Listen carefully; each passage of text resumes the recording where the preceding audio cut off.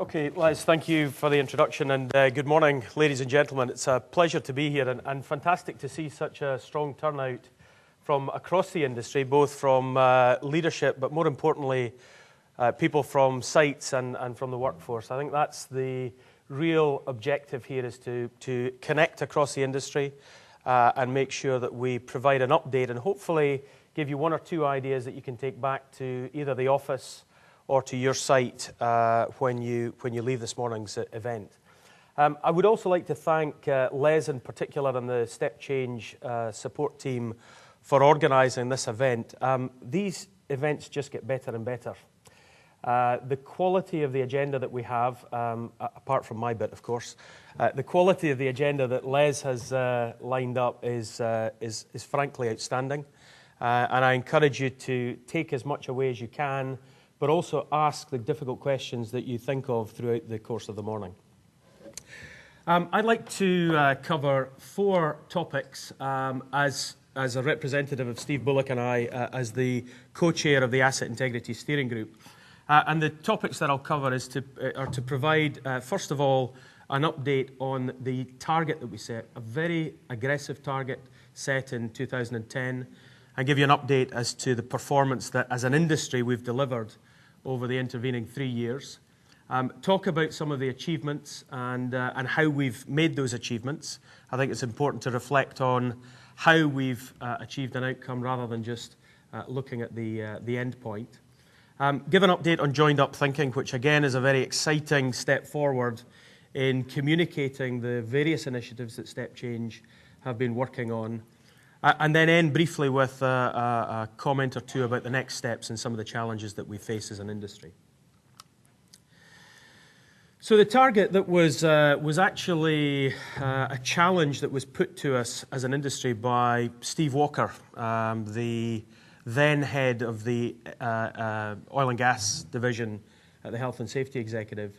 One of the challenges that Steve laid before Oil and Gas UK and Step Change in Safety was to commit to a target that was sufficiently bold that it would drive a real step change in performance in preventing oil and gas leaks at our sites.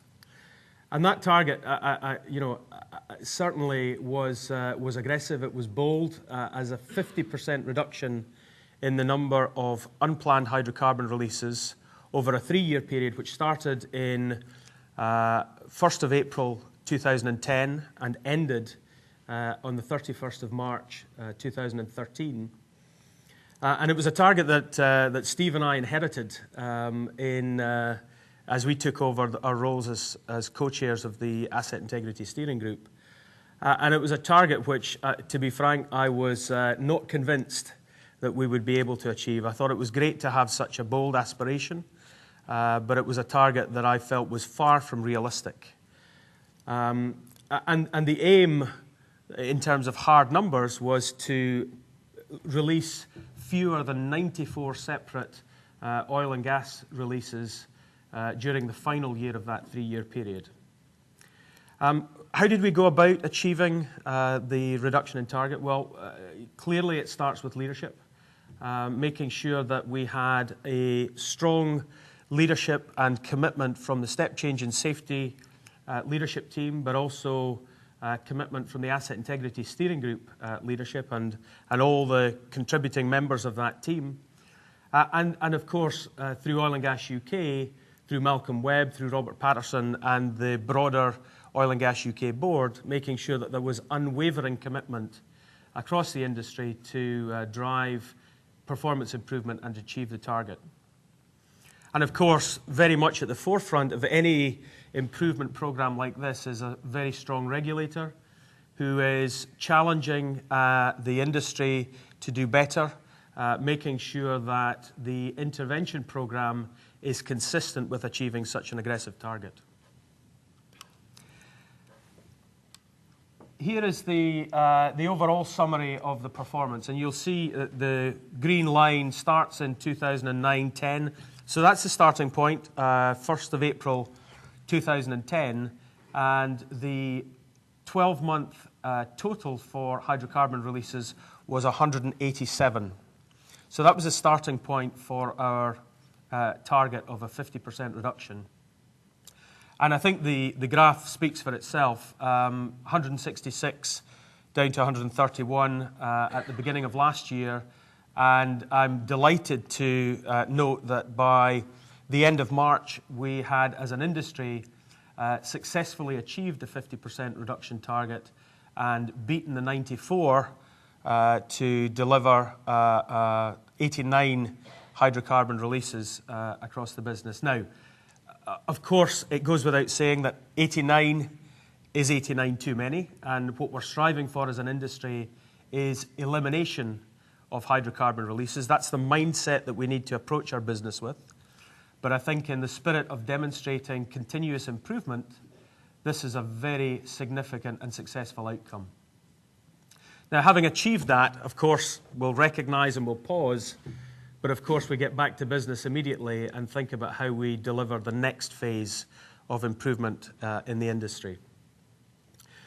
So the target was set in 2009, 2010. There were a number of important tools that were already at our disposal as an industry. The Asset Integrity Toolkit, the Hydrocarbon Release Prevention Toolkit, but we recognised that there were some gaps that we could fill as an Asset Integrity Steering Group that would help the industry overall deliver on the aggressive target. And these are shown. We've got the documents under the leadership banner there, which I'm going to talk about in a little bit more detail in the following slides. But I think, again, it's important to recognise the role that the regulator has played here. Industry, leadership, the workforce, our safety rep community all play an absolutely vital part.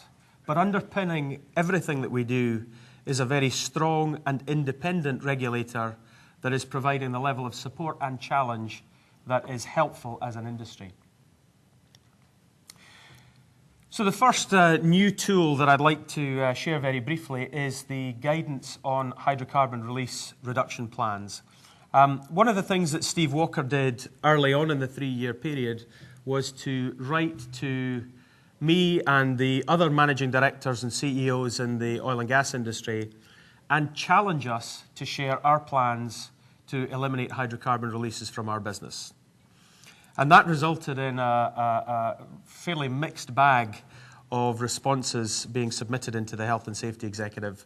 Some very, very good examples and some less good examples.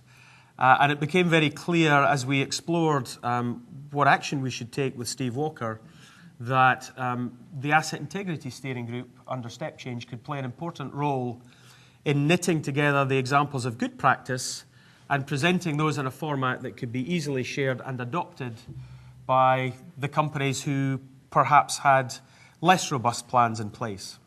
So this was all about identifying good practice and sharing that practice in a way that was helpful to the entire industry. And the HSE with Steve Walker were instrumental in helping us to identify examples of very good or exemplar hydrocarbon release plans. So those good examples were consolidated into this pack, this guidance document, and that was issued early on in 2012. The next goal that we were trying to meet was to manage competence to identify hazards, major accidents hazards in particular. And one of the recurring themes when we looked at the data behind what caused hydrocarbon releases was the lack or mixed level of competence in carrying out mechanical joint integrity work.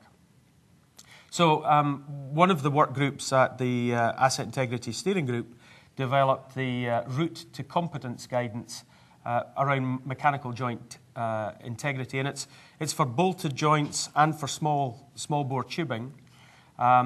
We've had 2,500 people undertake the training in 2012. That's a lot of people, but there's more to do across the industry in 2013.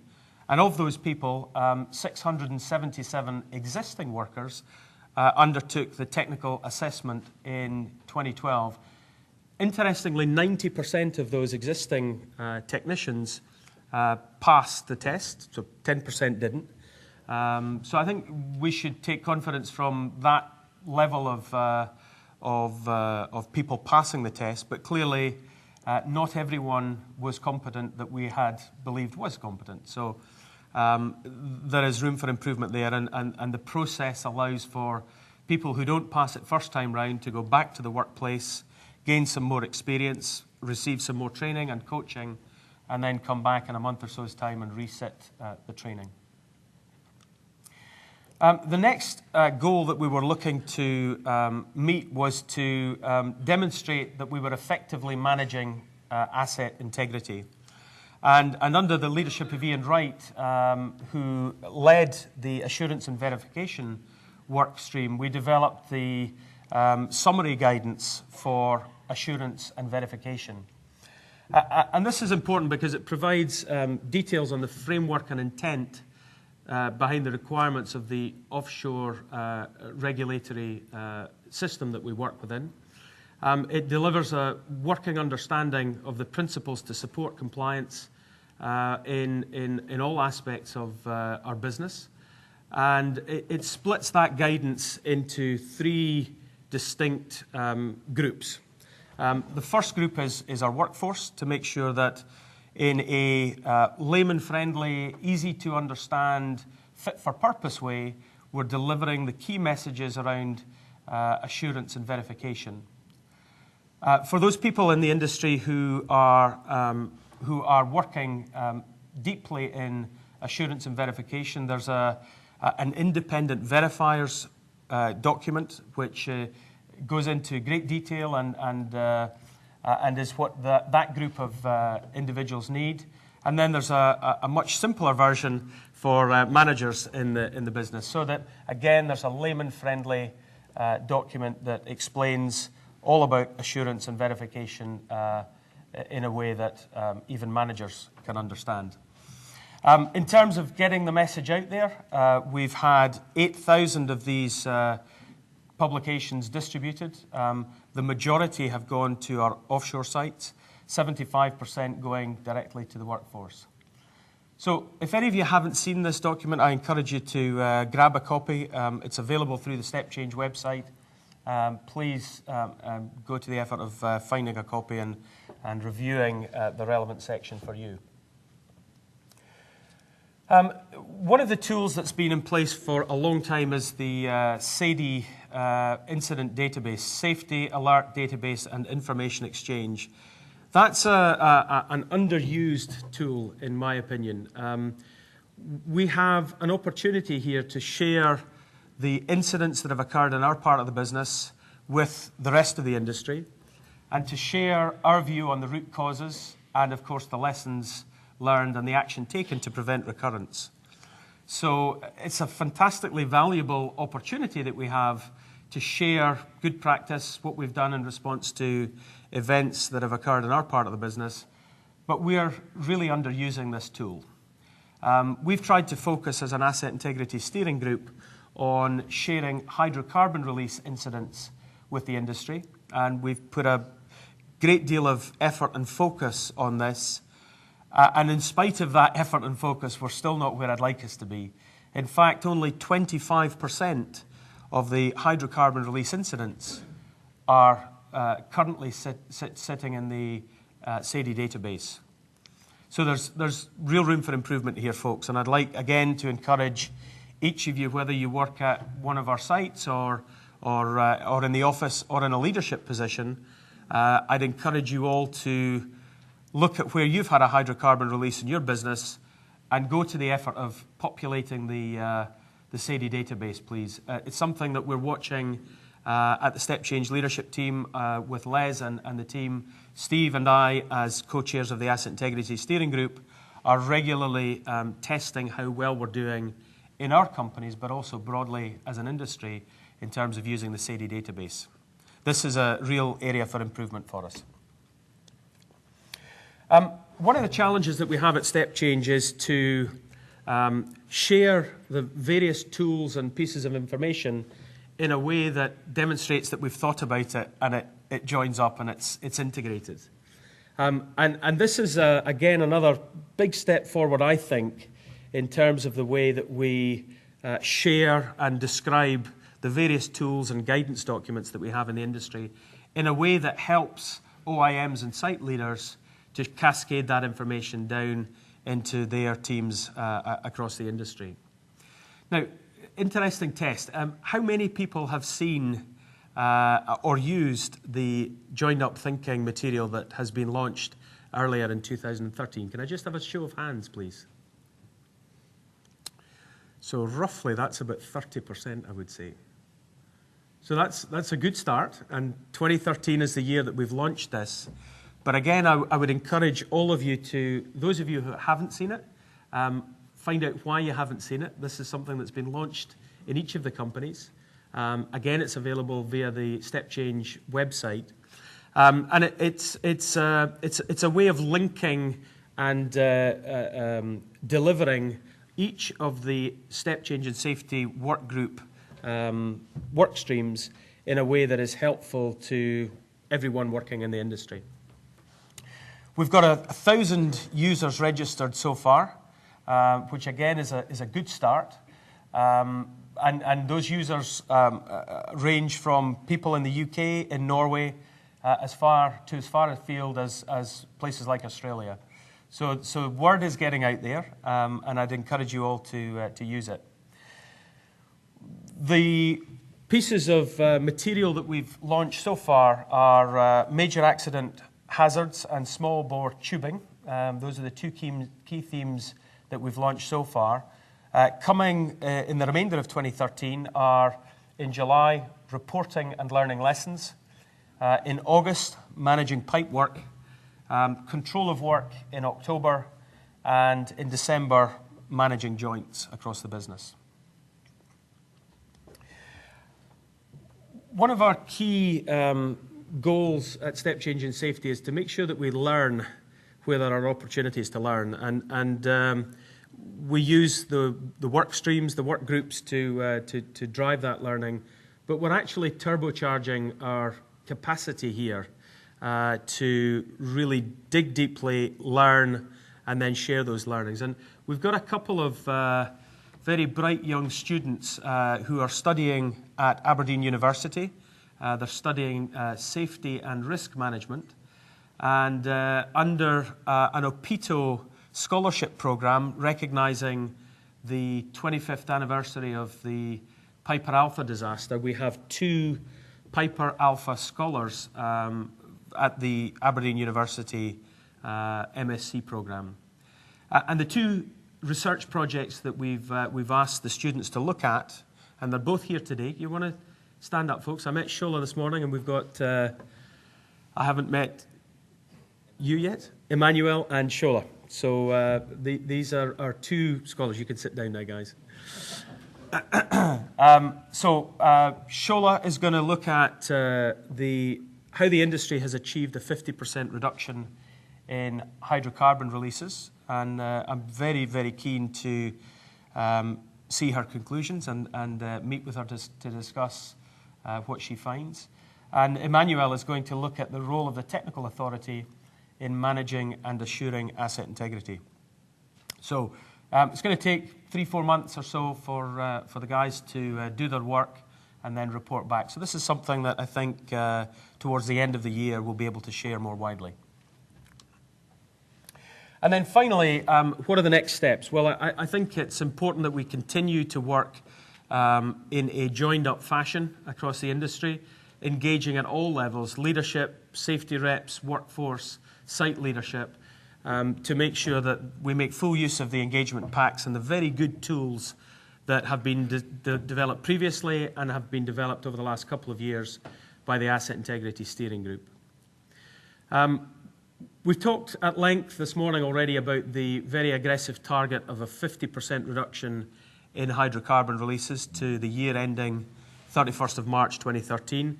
The Step Change leadership team is discussing and debating what our target for the next 3-year period should be.